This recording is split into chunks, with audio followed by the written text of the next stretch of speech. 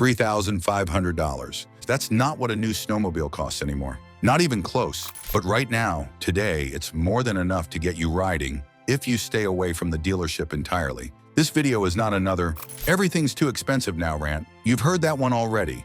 I will show you the real action. The used market isn't the backup plan anymore. It isn't leftovers. It's where this sport is genuinely alive right now. And the manufacturers know it. They just can't say that part out loud. By the end of this, you'll know about a recall sitting inside thousands of smart used-by snowmobiles, and the second time it happened, even Polaris didn't see it coming. You'll find out about one small piece of plastic that decides whether the used sled you just bought actually starts, and what happens the day a previous owner loses it. And I'll show you exactly what $3,500 buys you in 2026, with real listings, not guesses. Stay with me.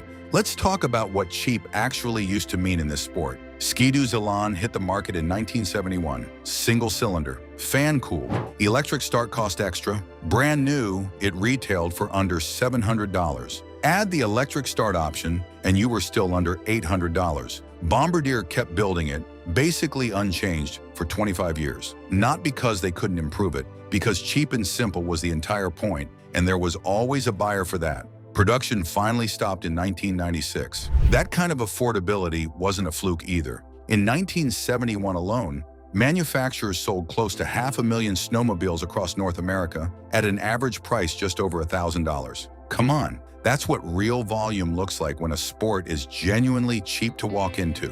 During that early 70s boom, well over 100 different manufacturers were stamping out simple single-cylinder sleds just like Elan, all competing on the same idea. Keep it cheap, keep it basic, sell it by the truckload. That's literally how this entire sport got built, not on touchscreens. Right around the time the Elan disappeared, this sport started layering on the features that would eventually kill that whole category. Liquid cooling became standard. Electric start stopped being optional, then digital gauges, then Jeep's touchscreens. None of that stayed optional for long. The simple version didn't get phased out gently. It got discontinued, one model year at a time, until there wasn't a cheap basic trim left to buy new. By 2009, the snowmobile industry's own trade group put the average price of a new sled at $8,800. Today, that number is well past $13,000 and climbing. Right now, the cheapest trail sled Polaris builds, the 550 Indy Sport, carries a suggested price right around $10,500. They're not loaded with all the features. That's just the floor for a normal, full-size machine. Ski-Doo's actual cheapest model, the MXZ Neo, starts lower, around $8,500. But look closer, and it's built smaller on purpose, sized down specifically for new riders and lighter body types, which tells you something. The genuinely entry-level door in this sport isn't a stripped-down full-size sled anymore. It's a kid-sized one. And we all know that sticker price is not real price. Freight, dealer prep, setup, sometimes a documentation fee stacked on top. None of that's baked into the number on the spec sheet. Walk into a dealership for that $10,500 Indy Sport and budget for the out-the-door total to land noticeably higher before you've added a single accessory. Try explaining a touchscreen display that needs a software update just to show you the fuel level to a guy who rode an Elan with nothing but a string and a float for a gas gauge. He's not going to believe you. Honestly, some days I don't either. Riders did what riders always do once the front door gets too expensive. They found the side door. Quick pause. If this is hitting close to home already, smash that like button. Small channel, every single one helps. For a while now, Polaris's Axies and Matrix chassis, the platform sitting under a huge chunk of their lineup, the Indy, the Rush, the Switchback, has been the go-to recommendation for a smart used buy. Modern enough to feel reliable, cheap enough to actually reach. In November 2022, Polaris recalled close to 200,000 of these snowmobiles, sold between 2011 and 2022 for anywhere from $5,300 to $21,500. The problem? Static electricity could build up inside the fuel tank and ignite the vapor. Polaris logged 30 reports of tanks bursting, 16 fires, and one rider with a second-degree burn. Full stop ride order. Free fuel tank replacement for every owner. By February 2024, Polaris had to come back and expand that same recall to close to 285,000 snowmobiles worldwide, including machines that had already been repaired the first time around. 8 of those already fixed sleds ruptured again. 3 caught fire. The original fix didn't fully hold. Let that sit for a second. That failure starts on the factory floor, not in some stranger's garage. Used buyers just inherit it secondhand, usually after the cash already changed hands. And it's not only the older stuff. In July 2023, Polaris issued a stop-ride order on Matrix sleds with the Patriot 650 and 850 engines, sold for $13,000 to $17,600 because the primary clutch could crack and throw parts off the machine mid-ride. By the time the CPSC made it official, Polaris had logged 109 reports of clutch failure, 9 where parts actually separated from the sled, and 1 injury. They expanded that recall again in May 2025. Good news is that every one of these gets fixed for free if you check. Bad news is almost nobody checks before they buy. Almost nobody warns you before buying a used Ski-Doo about something. BRP, that's Ski-Doo's parent company, builds every sled around something called a D.E.S.S key, digitally encoded security system, a little plastic fob that talks to the ignition over radio frequency. No matching key, no start. Doesn't matter how good your screwdriver collection is. Owners of newer Ski-Doos have been saying the same thing for years now. A lot of these sleds leave the factory with exactly 1 key. 1. Lose that key and you're not calling a locksmith. You're calling a BRP dealer who has to reprogram a fresh one specifically to your sled's electronics. That typically runs somewhere around $50 to $80 between the key itself and the programming, plus however long it takes to get an appointment. On a used buy, this turns into a real problem fast. If the seller hands you 1 key and you never asked beforehand, you just bet your entire purchase on a single piece of plastic that's already however many winters old. Some owners now use a third-party key scanning service to clone a working key before they ever lose the original. Worth knowing about, even if you never need it. But the smarter move happens before you buy, not after. Ask straight up, how many keys come with it? Get the answer in writing on the bill of sale. 5 seconds, and it saves you a real headache down the road. Drop a comment if something small like this has ever burned you on a used machine, a missing key, a part nobody stocks anymore. Whatever it was, I want the actual story, not just the general complaint. All right, let's deliver on the title. What $3,500 actually buys you right now. Late 1990s carbureted and early EFI twins are your sweet spot. Polaris Indy and Indy Light, Arctic Cat ZL 500 and ZR 600, Ski-Doo's Base MX Z and Touring Twins, Yamaha's VMAX 500. Right now on regional listings across the Snowbelt, clean examples of these are trading for $700 to $3,000. Some of the roughest ones go for less than a tank of gas costs today. That means $3,500 isn't a stretch for this tier. It's a comfortable budget. You're not hunting for a fixer-upper at that price. You're picking the nicest one in your area and walking away with cash left over. No onboard computer, no proprietary key, no dealer software needed to read a fault code, because there's no fault code to read. Won't start? It's fuel, spark, or compression. Anyone with a multimeter and a compression gauge can sort that out in a driveway in an afternoon. Most of these are 2-stroke twins, which means pre-mix, gas and oil mixed right in the tank at a simple ratio, usually somewhere between 40 to 1 and 50 to 1, depending on the engine. No separate oil reservoir to babysit. No maintenance schedule buried in an app. You mix it, you pour it, you ride. Yes, it smokes a little at idle, and yes, it drinks more gas per mile than a modern 4-stroke. That's the trade-off for an engine built from roughly a third of the moving parts and none of the electronics. For a $3,500 weekend sled that might see 20 or 30 days on snow a season, that trade-off is a steal. There's still a real aftermarket keeping these engines alive. Search any of these model names right now, and you'll find hundreds of active listings, pistons, gaskets, carb rebuild kits, body panels. This generation didn't get orphaned.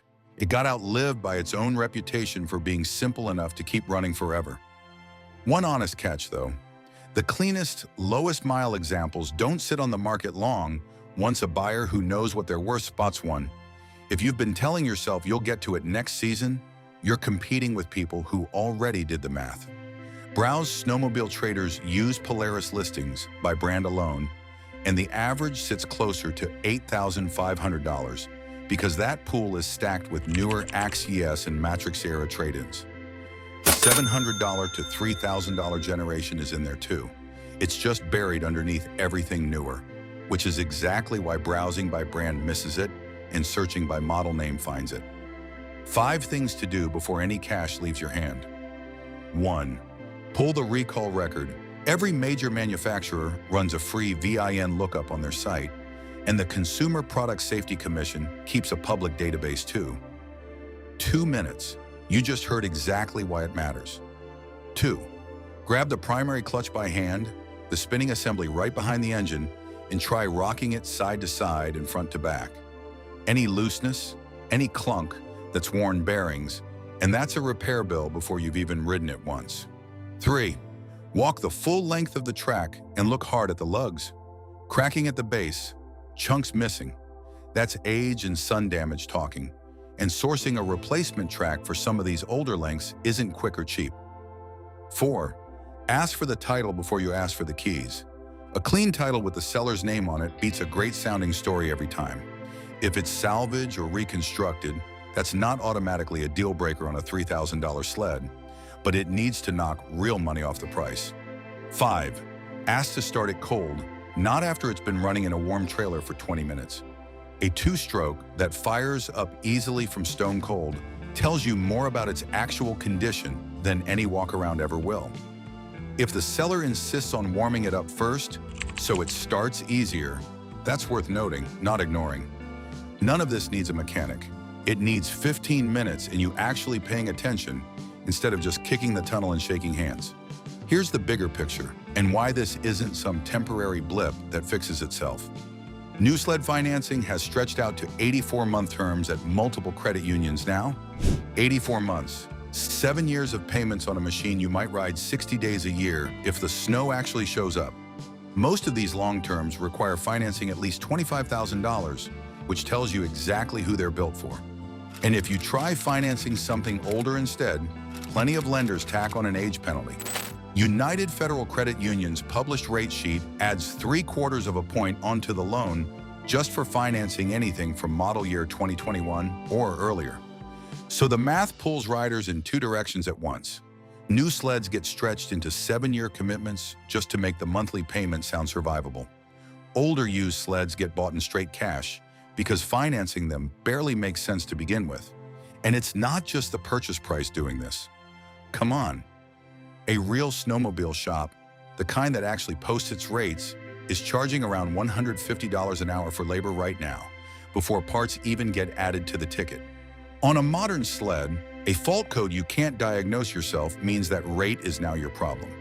On a carbureted twin with no computer on it, that rate almost never gets charged because there's nothing electronic to send it to the shop for. That's the quiet part of why this market keeps growing. Buying in is cheaper, staying in is cheaper, and a sled that bottomed out on value decades ago barely has anywhere left to fall. If nothing about this changes, here's roughly where it ends up. The simple analog generation keeps aging out year by year. Parts get scarcer for the less common trims first. New sled prices keep climbing on the showroom side, and the gap that the used market has been quietly filling starts narrowing from both directions at once. Not because demand drops, but because supply does. Eventually, entry-level stops meaning affordable anywhere in this sport, new or used. It just means old enough that nobody's making more of it. But here's what actually matters. That window hasn't shut yet, not even close. Right now, this season, there are still real numbers of these machines sitting in garages and backlots across every snowbelt state, owned by guys who genuinely rather sell to somebody who'll ride it than let it rot under a tarp. You don't need a dealer relationship for this. You don't need a credit application. You need a phone, a compression gauge, and the patience to look something over before you hand over money. Open Facebook Marketplace and Snowmobile Trader and set your search radius to at least 150 miles. The good ones at this price point don't always sit conveniently in your own backyard. Search by model name directly, Indy 500, ZR 600, VMAX, instead of just browsing by brand. A specific search surfaces machines a generic one varies on page 6. And before a single dollar moves, please run the VIN through the manufacturer's recall lookup and ask the seller flat out how many keys, manuals, and spare parts come with it. The good sellers already know the answer without flinching. The ones who hesitate just told you something too. The $3,500 snowmobile isn't gone. It just stopped being new.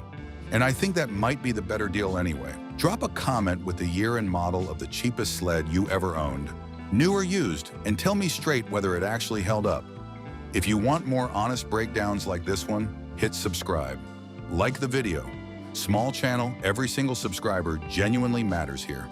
Check out the next video right here.